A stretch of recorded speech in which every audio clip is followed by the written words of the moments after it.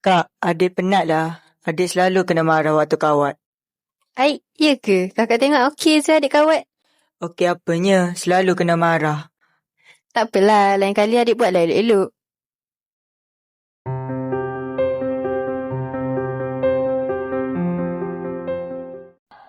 Bareng! Bareng!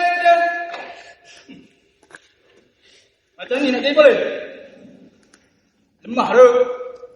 Kau turunkan. 15. Siapa jabatan?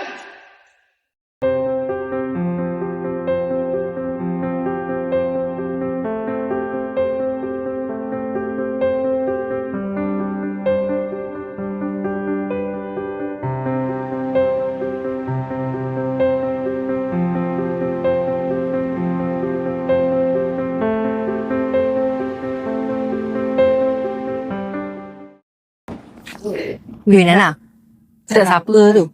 Kau ni, aku tengok adik aku dah. Tengok tu dia. Kesian kan dia tu. Adik kau ke tu? Tak ada bakat langsung dengan kawat. Tak macam kau. Selama ni aku ingat dia okey je. Okey? Macam tu kau cakap okey? Macam sampah. Aku tahu aku tak layak untuk semua ni. Tapi kenapa kata-kata mereka terlalu kejam?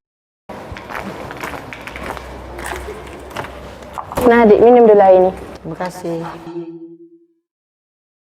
Adik, kau boleh tak belajar kawat elok-elok? Malu muka aku tau. Kau yang tak reti, aku pula yang kena.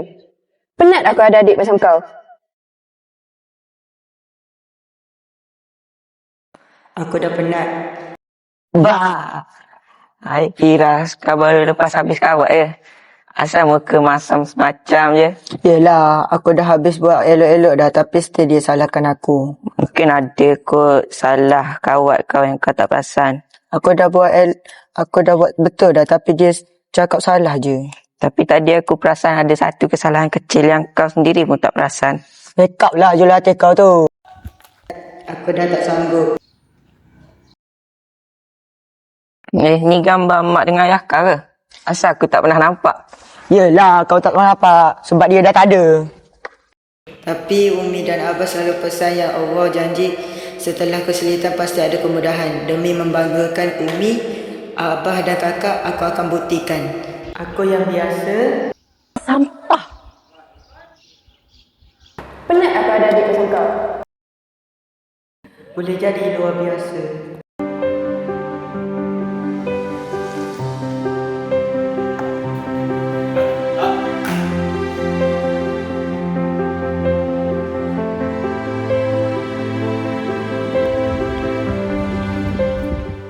Oi! Apa mana? Ada masalah?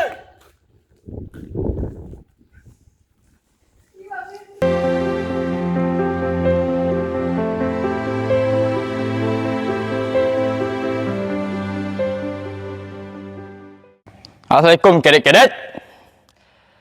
Tujuan saya mengumpulkan anda di hadapan saya hari ini adalah untuk memilih siapa yang akan menjadi penerus saya sebagai ketua kumpulan.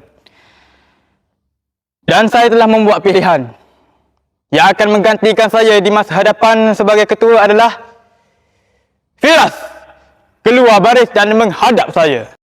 Ini adalah ketua platoon baharu anda. Saya harap anda dapat memberikan komitmen yang mantap bersama dengan dia. Dia adalah ketua baharu anda. Faham? Kuat! Tengok, tak sangka kan? Dulu kita kutuk dia. Last-last, dia pula jadi karakter terbaik. Mungkin ini pengajaran kita kot. Jangan merendah-rendahkan orang suka hati.